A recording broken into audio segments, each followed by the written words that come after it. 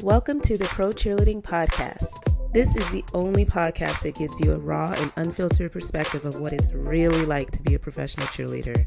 Whether you're currently on a pro team, an alumni, or really curious about what it takes to become a pro cheerleader, the Pro Cheerleading Podcast gives you all the inside scoop and hot topics in the pro cheerleading industry and in-depth interviews of current and former cheerleaders. I'm your host, Makiba. Join me every Wednesday as I reveal the truth behind the Poms.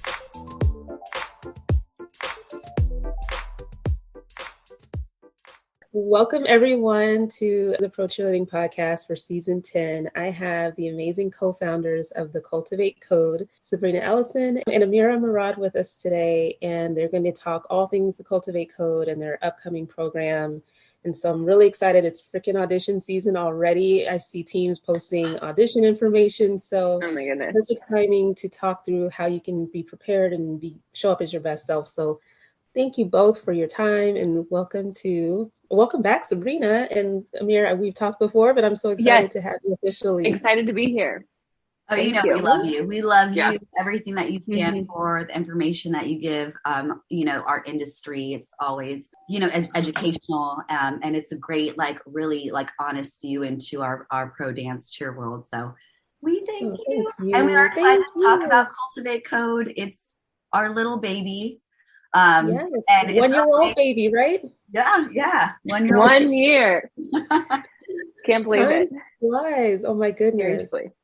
Well, let's go back in time a little bit to how this idea to start Cultivate Code came about, and just even some background for those who don't know of how you two know each other. Yes. So Amira speaking here. I danced for the Golden State Warriors for 7 seasons. Before that, I danced for the Phoenix Suns for a year, and then I coached for 3 years with Sabrina. And so her and I have been stuck together for the past decade, and we have the same kind of ethos and mind frame around pro dance and our love and passion for it. And so I can kick off into kind of the start of the program is that during the pandemic, events went away and my experiences in event marketing, and the NBA kind of halted for a little bit of time. And so I called Sabrina and I was like, I need stuff to do. I can't just sit here. And so we devised a plan of my background's in nutrition and fitness. And so creating the pro dance lifestyle course, it started as a pro dance lifestyle boot camp to help dancers realize that it's so much more than just dancing for you to be able to make it onto a team. And so that started, and then did 2 rounds of a 4-week course. And then the girls were just like, we need to dance. How can we dance? And so kind of figured out a way to bring dance to them, but not infringe on programs that I've been part of, or just the dance team program that is such a through line of what I know and who I am. So then added in sidelines. And then towards the end of 2020, I was planning for my 10-year plan. And I was like, I can't do this without Sabrina. So asked her to be my business partner, and we relaunched what was then Sideline School into Cultivate Code. And we are 1 year in. This is great. I mean, just thinking of the journey, especially during the pandemic and people struggling for ways to get back to doing what they love and to be prepared and ready once green light came back for us to get back to dancing and being at games. So it was perfectly timed, it sounds like, to have this program develop.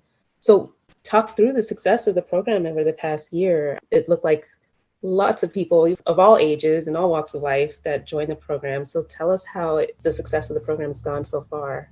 I mean, I think that's what's been beautiful. It's not targeted to any age range. It's targeted to like-minded people who want to grow, right? Grow in the field of dance and performance. And I think that was what was really beautiful, of just seeing the makeup of people that really wanted to evolve. And that's really kind of our bread and butter. We want to work with people that are passionate about growing, and then specifically in dance, because that's our industry, right?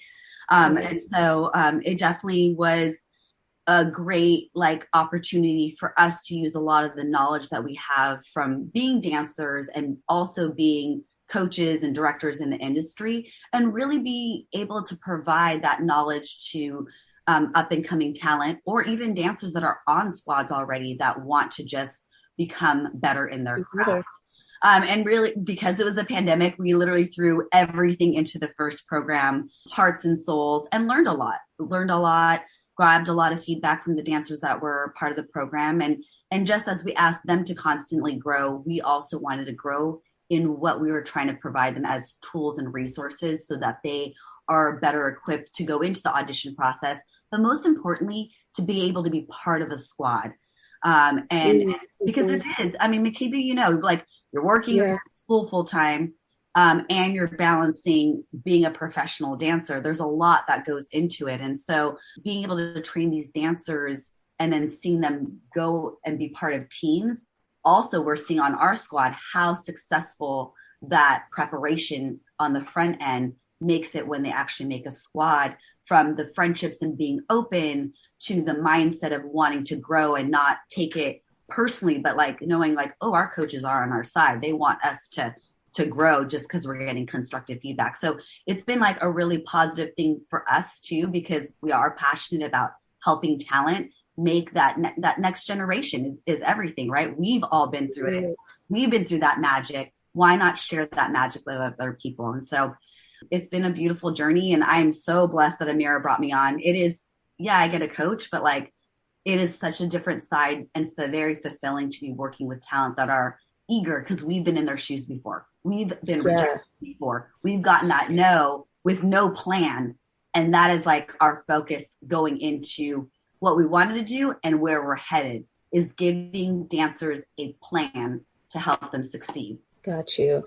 I mean, because it looks like from the outside, I mean, I haven't taken all these different audition prep, programs that are out there, but you do kind of see a pattern of, a focus on choreography and routines that you'll learn over that period of time, and what you're wearing and what you're eating and taking care of your body. But it's not necessarily like, at least it doesn't appear based on how it's marketed to be kind of like a step-by-step plan that's specialized to you as a dancer of how you can actually improve and walk out of the other side of the program as a better performer. And so I'm definitely curious to hear how you guys structure the program, especially virtual. I don't know how anybody does it still. I can barely handle interviews using Zoom. So just how you kind of structure the program in terms of content and giving feedback to your dancers. Yeah, definitely. So like Sabrina said, we really threw everything into what was Unleash last year, unleashing that inner dancer and like inner potential. And the Cultivate Code stands for confidence, open-mindedness, being open also to direct feedback, and then execution. And so that had a through line throughout the entire program. But there's so much knowledge in our head from being on the audition side of things and going and being rejected and not knowing exactly what it takes to become a pro dancer. And then on the coaching side, what it takes to actually make it onto a squad as a judge. And so we literally just crafted this. We did a big, huge brain dump, and we're like, okay, everyone gets to have this. And it was a 5-month commitment for some dancers, but we also had a tier. And so they were able to come in where they were able to meet us. And so we did also have a monthly opt-in program as well, just to be able to cater to all dancers and where they are at the moment. And so now going into 2022, it will end up this year being broken out into 3 programs instead of just one big everything all at once. Yeah, because we were talking about professionalism and time management and nutrition and fitness, and then also how to learn better and how to clean better and how to perform. And so it was so much. The dancers that we worked with did find results and succeed. And I think we had a mix of 50 dancers who worked with us in 2021 through Unleash. And we had about 15 to 20 dancers make it onto some sort of pro or semi-pro dance team. And so we know that there was success through the program, but how can we be able to help as many dancers as possible to be able to make it onto their team? And so the way that we're restructuring it is kind of tiered in that it can be a little bit more entry level, mid, and more advanced. That way you can go through the trajectory of your, like where you're at, instead of just being thrown into an all-inclusive, here's what it is type program. And back it real quick and what if you're not ready? So for us, it's about building confidence. It's about building confidence. And if you throw someone in a level that they're not prepared for, it's going to break them, right? And so Absolutely. I think going in, our mindset going into this year is like, how can we help people build their confidence, give them a dance vocabulary with musicality, learning, cleaning, all that stuff, and have them have a strong foundation first. And then they're able to move up. But they're moving up where they're like, oh, I already have this knowledge, so I'm prepared for this, versus like they're jumping in and they're like, I barely even know how to jazz walk, you know what I mean? Or whatever it is. Yeah. Like, I don't even, I'm trying to figure out 8 counts and how to like understand choreography. I can't even deal with musicality. So it's taking a step back, providing them the tools that we're constantly talking about, so that when they're ready to be coached and mentored, they already have this background and they're confident because they have knowledge of what they need to do in that next step. That's so important. Every time I think about audition prep programs, it stresses me out thinking of like all the different levels coming in and just how intimidating it is that when you walk into that situation and you might, just at this level and everybody else is just so far advanced in terms of preparation. And so it can be, like you said, very defeating feeling. So having options where you can kind of assess what you need to work on first as a foundation to feel like you're on that path is really important, I would imagine, for everyone. And some people might be taking your program that aren't even looking at joining a team per se, but just want to be better too. So catering to everybody with different options is great. Yeah, we're really, really excited. It's been a growing experience for us as well. We're definitely getting input from current dancers and coaches, like we're to make sure that what we're building out is going to be beneficial for the masses, because ultimately, yeah, you might make a pro team or you might not make one, but it's about helping dancers who want to grow in the art form, period, and if their passion is making a pro team, then we're all for it. Got it. So you also have a series of workshops that you guys have been putting on. I know that one is wrapping or already just wrapped. Do you guys want to talk about just some of the other kind of maybe more drop-in or what you have going on in that regard in terms of workshops if people aren't signing up for the full program? Yes. So we did finish a Become the Performance Pro workshop. So we talked about facials, levels, and power. So, and we drilled down into like what that actually means for a 2/8 count routine. And it's actually in our Facebook group. So we can give you the link that you can still access it at any time and go through the recording of the classes.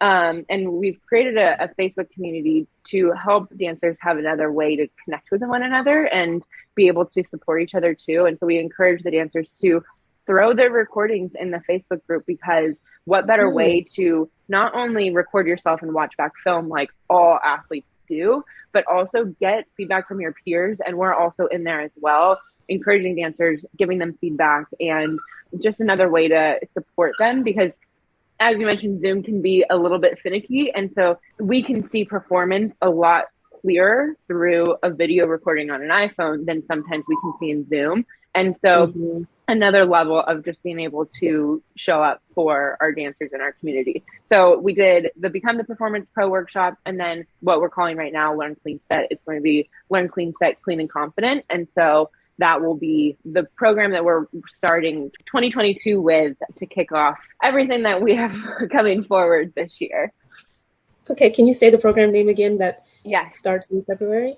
Learn Clean Set, Clean and Confident. So our signature process for how we run our programs for dance team is learn, clean, set. You learn a routine, you clean it, and then you set it. So any given routine, once it hits the NBA court, it gets about 10 hours. And I think that dancers, they go and take dance classes, which are amazing, and that helps them with learning and being able to get a little bit more confidence in front of choreographers and classes and being around their community. But you learn a routine, and then you just, like, most of the time let it go away, and you don't bring it back to the front of your brain. Whereas for NBA, 41 home games, not including pre and post season. And so you're learning a ton of routines. And so how can you learn those routines and keep a through line to the performance aspect of it? And so we're giving dancers the opportunity to learn 2 routines. They clean 2 routines. And then at the end, they set it. Currently, they have an option of being virtual or in person. And so the in person, they're actually able to dance with their teammates, the TCC team, and we put them in formations. They're getting those formation changes, all things that are applicable to once you actually make it onto the dance team that we feel like is not in the forefront, because you don't get to do that with prep classes. You're not doing that in dance classes. And so we brought our signature process to the masses, hopefully. And then Learn, Clean, Set, Clean, and Confident will be a similar structure as that. It will just be a little bit tweaked. We talk about the same things all the time, right? Yeah, hey, this is what a level is. This is what your cinnamon rolls are facing. This is what your head tilt is. And so we've had dancers who have been working with us for over a year now that they hear us say the same thing over and over and over again. And so what Learn, Clean, Set, Clean, and Confident is going to be is a self-paced, self-study type course for 6 weeks. There will be some feedback integration in there as well, where they're getting live group classes with a coach, but it allows anyone to, if they're in New York, or we have a dancer who's in the French Polynesia, like how can she show up for herself, but on her own time, to be able to learn and grow. And so it's a 6-week course. And then after that 6-week course, dancers who participate in the 6-week program, they'll be able to go back to the 2 cleanings and then the set after that. So okay. I know I just threw a bunch at you, but that's kind of the revamp of what the program is going to be, to make it accessible and a little bit more comfortable for dancers. If they've never been in this space before, like everyone will be dancing from the same foundation once they come into the live in-person program afterwards. Yeah, so that 6-week course is like your building block and your foundation, where we dive into the mindset of learning. What's the routine essence?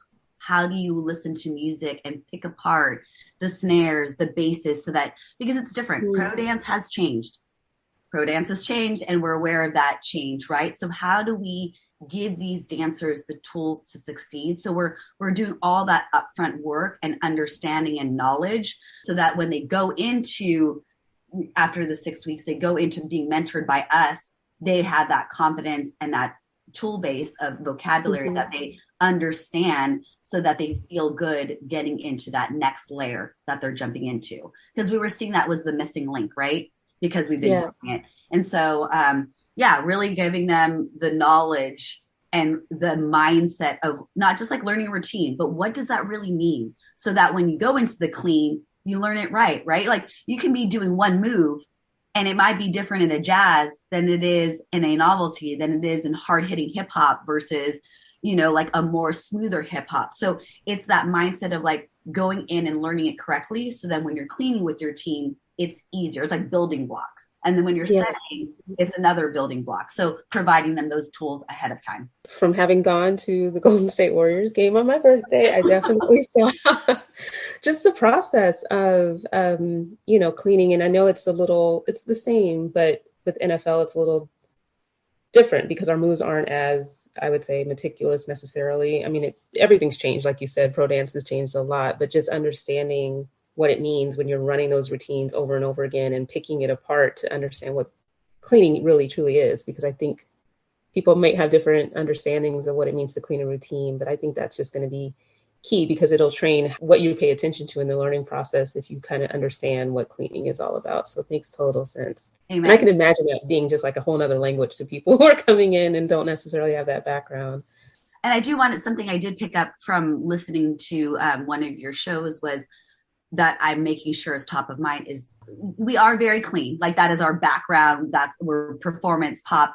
But one thing that I had heard in one of your shows was about personality and not using that. Like some teams have like the Nets, like some teams have that personality. That also is part of mindset. Not just because you need to step in with your team doesn't mean you lose your flavor. And so it's talking about that, like that's why we, with our performance workshop where we talked about facials, it's talking about like you already have a lot of stuff that's naturally built into who you are. You almost separate it in your mind because you're so focused on the 8 counts, but you know what happiness and joy is, or hi, that's a cute guy or girl that I like. Like, you know how to be sassy, like bringing those normal emotions out of who you are and still stepping in as a teammate, but still being very, very true to who you are as well. So really kind of diving into all those intricacies is what we want to do. We want to do a deep dive to really help dancers understand who they are as a performer and dancer and how to also stand out, but also stand in with their teammates as well. Yeah, and it seems like such a complex line. And I do remember what you were talking about, because you can't have everybody just doing their own, they won't look like a team. So it's just finding that balance of having a very clean routine, but and maybe it's from within where people are, like you said, exuding who they are as a performer and letting that shine through, so that you're not just completely focused so much on the choreography or your execution of it that you're forgetting that you can bring that to the table without losing or sacrificing cleanliness, if you will. I think these are just, like you said, building blocks that taking more time to dig into and allowing people to kind of really learn what that means. I mean, if you weren't on like maybe a college dance team and you're coming to, which a lot of people for pros, I mean, they may have dance experience, obviously, but not necessarily team experience. It might be just training, but not necessarily having experience being on professional teams. And so this is just really helpful content. And so I'm excited for people to be able to take the time that they need to really work on those fundamental building blocks that will help them thrive in the program once they kind of go through to that next step in the program. Right. And I think like what sometimes dancers forget, and some dancers just don't know, like you don't know what you don't know.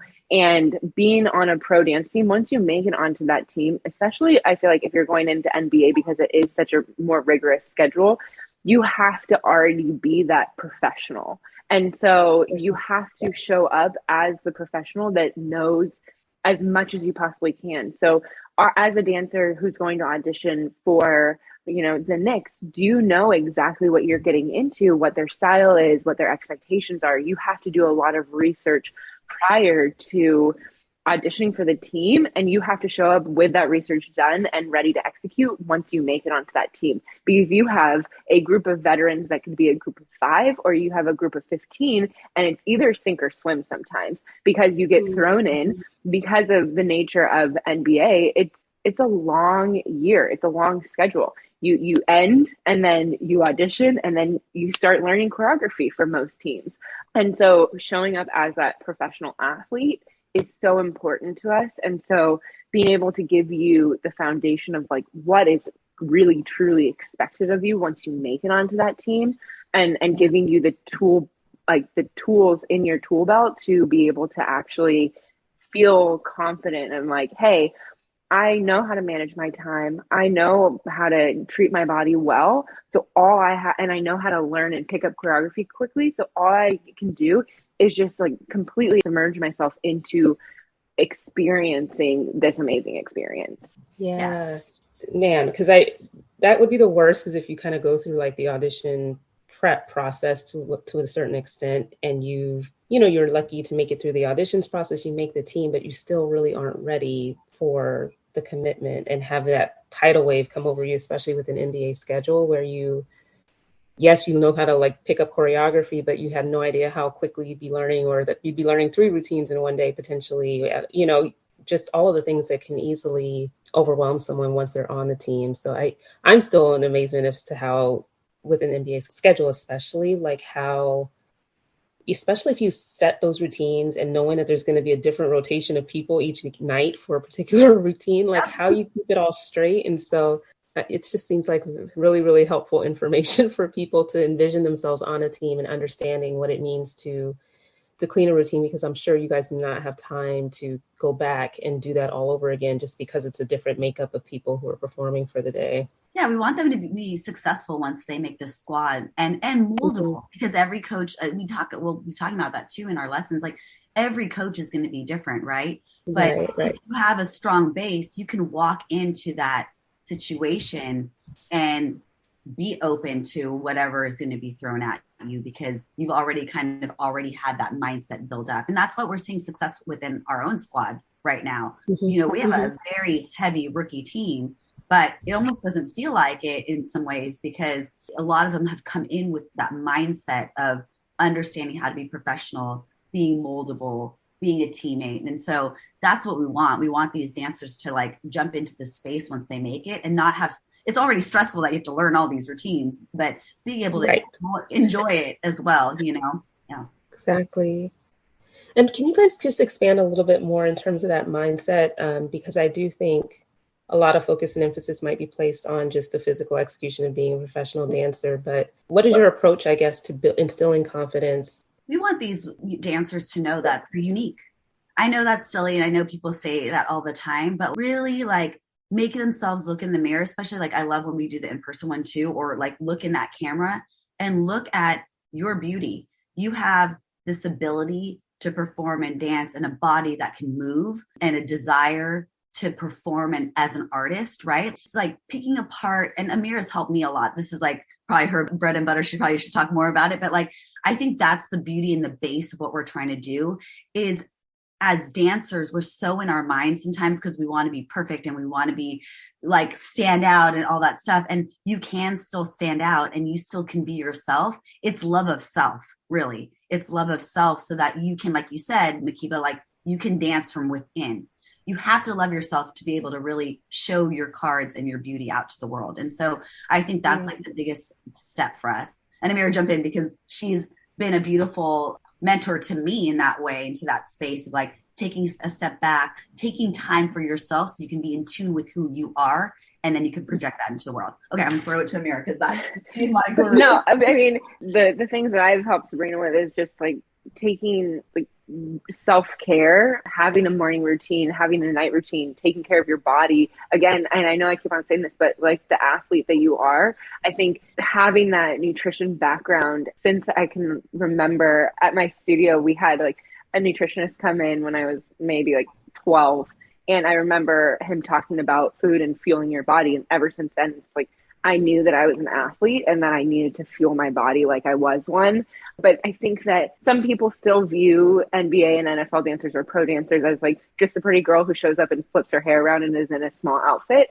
And so dancers can adopt that identity because society says that that's who we are instead of I'm in an NBA setting. I have anywhere between 3 to 7 days a week of my life taken over by my sport, right? Just like any other athlete, I have practice and I have game days. And so shifting that mentality of like, how do I take care of my body? Do I grab my phone the first second that I wake up and like scroll and do whatever and be reactive to everything that's getting thrown at me? Or do I take time to center myself, meditate or drink some water and move my body a little bit before I step into the role as a either student or a professional, and then step into that dancer role as well? Because so many of these dancers, they either work full time or go to school full time or some combination of everything. And so these skills not only help you as showing up as a professional dancer, but also in everyday life. And you only have one life. It's just, how do you make everything like spread and fit in together in your one life that you have versus like compartmentalizing everything of like, okay, well, I need to take care of the dancer that I am. And then now have my work hat on. It's your life and it's all one thing. So how can you best serve yourself in every aspect of everything that you do? And I heard this on an Ed Milet podcast of how you do one thing is how you do everything. And so how you show up as that dancer is how you show up as a friend, as a partner, as a employee. And so being that person that you know that you can be through every single piece of your life.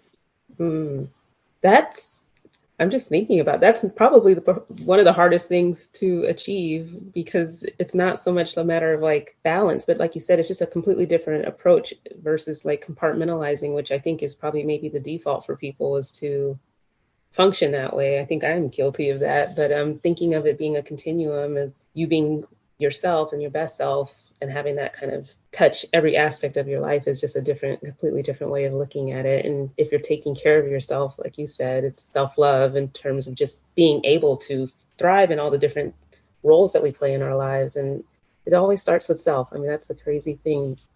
I'm gonna have to chew on that, Amira, like, because I'm a queen of compartmentalization. And I think especially when you're multitasking, that's what you think you need to do in order to be able to touch everything. Right. It's self-love. I love what you just, it's, I know it was so cheesy. It's in the form of dance because that's what we're passionate about. But ultimately, it's self-love and making people see them for who they are so they can show up as that best performer. They can show up confident. I love what Amir said. Like, I used to be the same way. Like, but it's like, okay, no, I have to wake up. If I want to feel healthy, I got to do healthy so that I feel confident in all my spaces. It's not one or the other, right?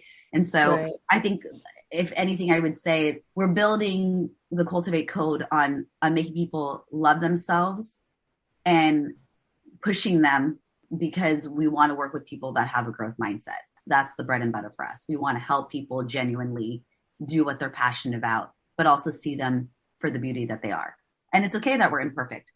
We're all imperfect. That's okay. No, I think it's just exciting to have options. And I think it just depends on your mindset. I'm just putting myself in the shoes of people who are, auditioning to be on teams or in this space. And you can, depending on your mindset, right, you can kind of go for a quick, easy fix of like, you know what, I'm just going to do this program right here and I'm going to take these classes with this choreographer or that choreographer, and you can kind of piecemeal some kind of preparation together. But if you take a deeper look inside of yourself to figure out, how do you want to grow? Do you want to grow, or do you kind of want to just work with what you got and figure out how to make it work onto a team?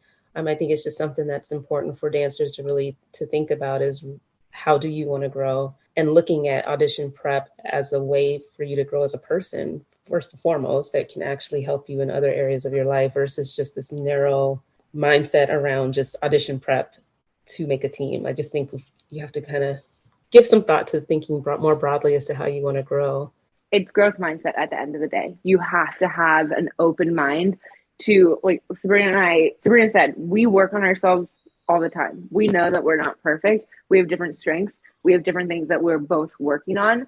But if we didn't do that, how could we expect the dancers who work with us to want to improve themselves and get better? And so if you have a growth mindset, you are in the right place, right? You have to want to invest in yourself and know that you are worthy of investing in yourself to grow, not only as a dancer, but as a human being. And so that is just like one of the most important pieces, because we're tough. We are Sabrina's love and mushy gushy and feelings. But at the end of the day, we have very high standards because we know that our dancers can do better. And we know that they can level up just 1% every single day. And so when they show up, we push them to be their best selves because we see it in them. And so they now are getting the tools in their toolbox to make themselves a little bit better. And like Sabrina said, like, everyone is perfectly great the way that they are, but everyone has something to work on. Even as a veteran, as a rookie, as a member on a team, every single person always has something more to work on. And if you can improve yourself 1% every single day, in 1 year, you'll be 365% better than you were today, right? And so just that small little piece of encouragement and drive and pushing yourself to say like, hey, you know what? I know that I could have gone a little bit harder, or I know that I could have actually done different facials this time because I just went with what was comfortable instead of actually performing, right? Like, instead of being on autopilot, the autopilot will then eventually become that elevated version of yourself as you go through this process. And another thing, sorry, as I'm listening to this, I'm excited. It's like, as you work on yourself, you stand out in an audition because there's this natural glow and confidence. No, you're not perfect, but you're working on yourself. So you feel good. And then the judges feel that. Then you make a team and people want to be surrounded by that. Coaches want to see that. They want to be around that. That's what keeps you on teams. Like, there's some dancers I'm like, you can stay on this team for 100 years. You know what I mean? Like, because they're always trying to improve, but their attitude is so positive with themselves, with their teammates, because they feel good about themselves. That's where it stems from, feeling good about yourself. And it does affect everybody else. It's a snowball effect. You know what I love about this is it makes me think of, it benefits everybody, but I'm hearing all of this conversation and it makes me think of veterans on teams, because you have your season, NFL season's almost over, wrapping for people, just as an example. And you get through those week to week, you have your games, you get into a routine, you get comfortable. Even, as a rookie, maybe not so much, but no matter what, at the end of the season, you feel like you have a good sense for what it takes to be on the team. You may or may not have been assessing your growth throughout that season, but it's that period between the end of the season, for sure, if you haven't been doing it all season long, and auditions where you really should be pushing yourself the most to figure out how you can grow and show up better. And I think that gets lost sometimes. I mean, you definitely want your spot back, but you're not necessarily pushing yourself to that next level. And you should be at least looking for ways as to how you can show up an even better performer from what you were the year before, because I think it's just easy to get comfortable, especially year 2, year 3 on a team. And I think the growth mindset is something that I hope resonates with people who are veterans in this space, because there's always room to grow, and you just don't want to be caught slipping taking any of the experience for granted in terms of how you prepare, where you potentially lose your spot on the team. That, it's not ideal. Well, like Tom Brady, he is the first person at the gym and he is most likely the last person to leave. And how long has he been in the NFL? It is the exact same thing, because he is taking care of his body. But I always thought it was harder than going in as a rookie. Like, you don't know, but you have to fight for that spot that you love and that you like, what you have to lose, right? And so if you're going to show up as that same person as you showed up a year ago at Audition, how can you show up differently? And how can you show the rookies coming in that on this team, we want to be better. I, as a veteran, I'm going to show up better every single time and push myself to figure out how I can improve in any facets of the space. Not just like, I want to be a better dancer. I want to be a better teammate. I want to be a better leader. I want to be a better physically fit athlete. Like, those different things can evolve and be a building block to everything that you're doing. Absolutely. It's going to shape how you feel about yourself, to Sabrina's point too, where if you have put in some time to really do a deep dive on yourself and figuring out kind of just areas of improvement, opportunities for growth, and actually work through that in these next couple of months before auditions kick off. I feel like we don't even have that much time. They're starting to happen earlier. I know. But I do encourage everyone to look at the Cultivate Code as an option, and I would love for you to share how people can get more information, sign up, to, join the Facebook group, etc. Just how should they go about getting in touch and signing up? Yes. So our Instagram has everything on there. It's at the Cultivate Code. On Facebook, it's the Cultivate Code community. And then our website is cultivatecode.co. Everything. And if you go to our Instagram, you can kind of see what we're about. And the testimonials and just the inspiring messages. I find myself kind of like pondering when you scroll and you hit one of your posts, it's like, that's something to think about. And people commenting and sharing vulnerable things that they want to work on. Great Instagram account, I have to say. So plug for that. Definitely follow if you're not already. Thank you. We love it. Obviously. Thank you so much. Yeah, we can talk about it all day long. Well, I appreciate you guys sharing. I think, it's just helpful to have a conversation about what these programs offer. I think just for people who aren't really sure how to get the help that they need, just hearing, I think, what resonates with like, wow, this is something that I really would like to take into consideration for myself, or I owe it to myself to just, to push that extra mile, and having the right coaches that you feel comfortable learning from and that you can understand where they're coming from and kind of what those values are. I just think it's just nice to be able to have a conversation about it. But I wanted to pivot, if you guys are okay, because I think maybe it's just in the same thread of people just feeling comfortable. I mean, obviously people know that you are both successful coaches in the NBA, but just to get a little inside look as to how well you two know each other as co-founders of the Cultivate Code. I don't even know why it dropped off my episodes, kind of doing the drop it like it's hot, but because there are two of you, I had a little remix of how well do you know your co-founder. I'm nervous. I'm keeping score. Do I know anything? I'm like, I don't know. We'll see. Hopefully it's easy. If I've bombed with the questions, then we'll just scrap it. But the first one would be middle name. So if you know each other's middle name. I actually no. Okay, so that question. We'll throw that one out. What's your middle name? Kathleen. Oh, so my random. gosh. No, it's Also, like you've I'm never born on St. Patrick's Day, and there's a little bit of Irish in me, and so like Kathleen. No, it is. I don't even think you've ever said that out loud to me. I know. No. What's your middle name? It's Angeles. So in the Filipino culture, you take over the maiden name of your mom. Yeah. Oh yeah. Well, okay. No. Well, see, now you guys know each other better. Failed one. We learned something. Okay. So the next one is favorite dessert. Amira, what do you think Sabrina's favorite dessert is, and vice versa? I'm going to give you choices to narrow it down: cookie, ice cream, cake, or pie. Oh, she likes pie. I do at True Foods. At True Foods. Okay. They have one pie. Yep. Sweet potato pie, isn't it a sweet potato? It's a squash or squash pie or something like that. I know it sounds disgusting, but it's like so good. Okay, so Sabrina gets a point. Can you guess Sabrina's favorite dessert? I feel like it's ice cream.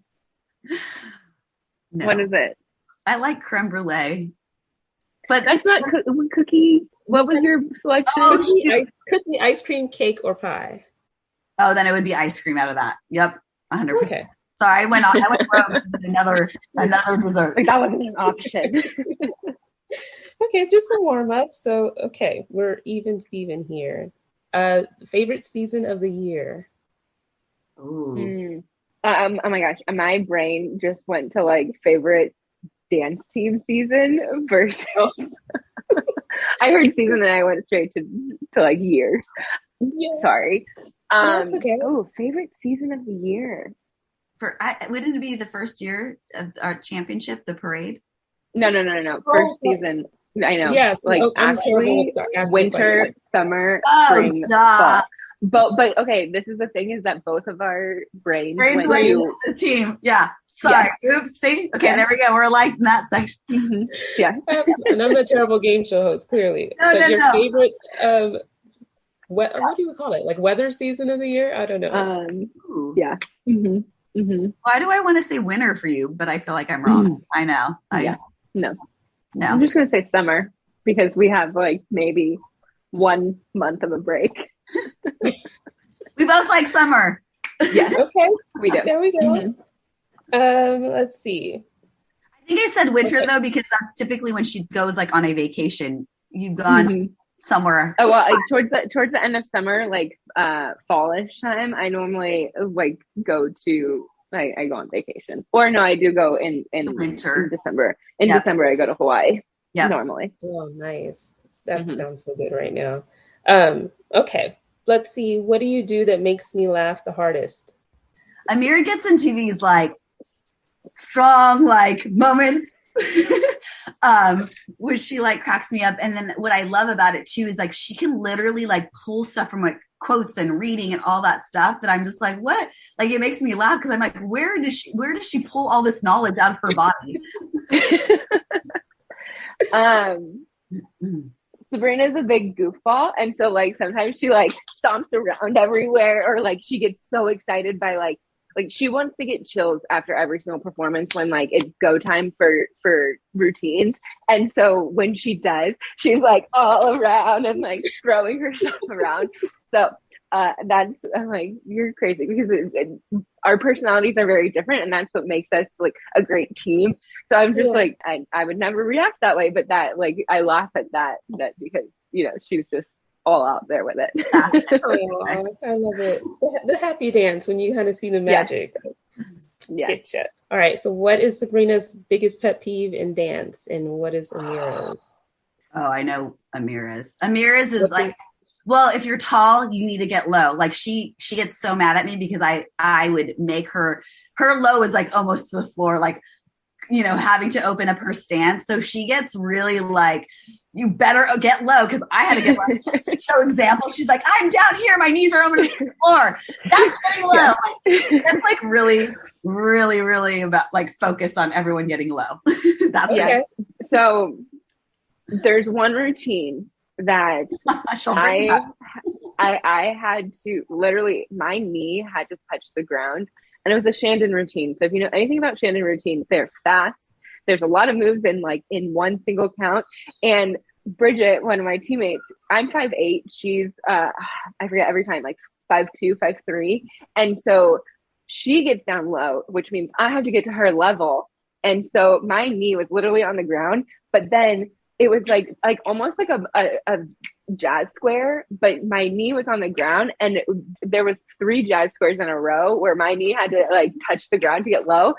And I like, my thighs were on fire. And I think I've done that routine so many times, but I would get yelled at if I wasn't low enough. And I'm like, all right, let me show you how this is actually going to go if I have to get this low. And so we laughed about this all the time. So now I'm like, okay, if you're not getting as low as I had to get, like, that's always my thing, being a coach. I'm like, if I had to do this when I was on the team for 7 seasons, I'm going to need you guys to do it. And I do, because it also comes to like the integrity of the program, of expectations. And like, I don't want that to falter, right? So if I had to do it for my many seasons, everyone gets to have the joy in doing it their season 2. My gift to you. Sabrina's biggest pet peeve is floppy arms if it's a straight arm jazz routine. And it drives me crazy. Literally, like she'll like, if you're not showing up with the straight arm jazz of how it's supposed to do, she will show you what it's supposed to be like, and she's like, this is not it. And then like she's just like, we're showing, it's the NFL, Makiba and us. It's the NFL. Yeah. Like, it's strongly executed upper body. That's all we have. An overall pet peeve, though, is if you don't show up prepared.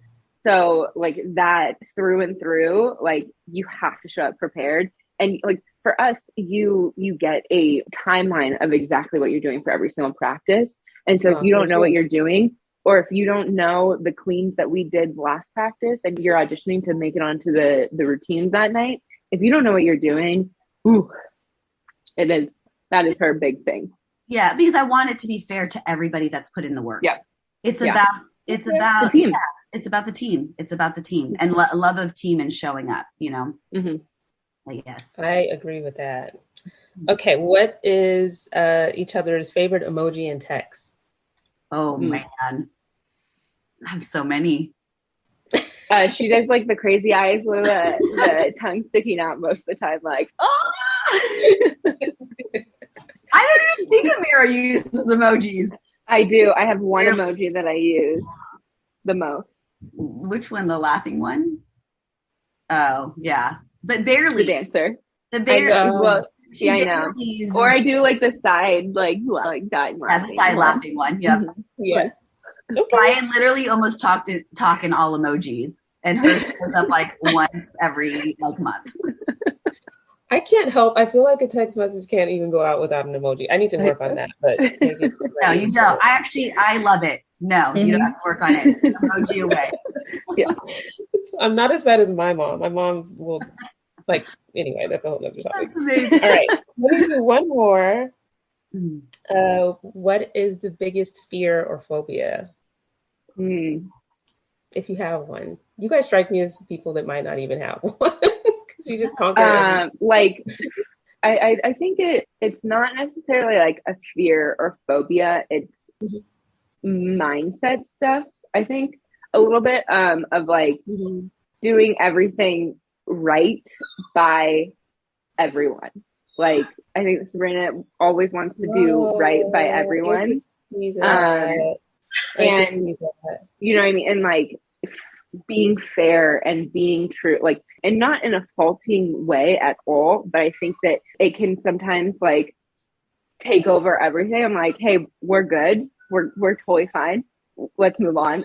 In some things of like fear of like letting people down or not doing it the expectation of how they think it's supposed to be. That's fair. Ooh. That's a good one. But I mean, it's was that mean? Sorry, I don't know. No, that's totally me. I am like I worry about everybody and everything. Yeah, and I do. Amira is more focused on producing. Like that's why I love her. She gets the ship moving fast. But her thing is like, you have to be on that ship and you better be rowing with her quickly. And if you're not rowing fast enough, she's gonna let you know. Or she's gonna leave you. Say bye. Either you're on the train or you're not. But what I do love her is, so we're very different. Like what I do love about her, she doesn't let the world around her affect her like me. So it's like we're really good balance for each other. Like she's like, don't let the world affect you. Yes, care. Yes, she lets me go through my little process, and then she picks me up, and we keep the ship moving. Get back on the, yeah. And then for her, it's like because she's so focused, I get her to live in the moment a little bit, and yeah, she has a lot. She can cry. This one has emotions, and just you got to drag it out of her.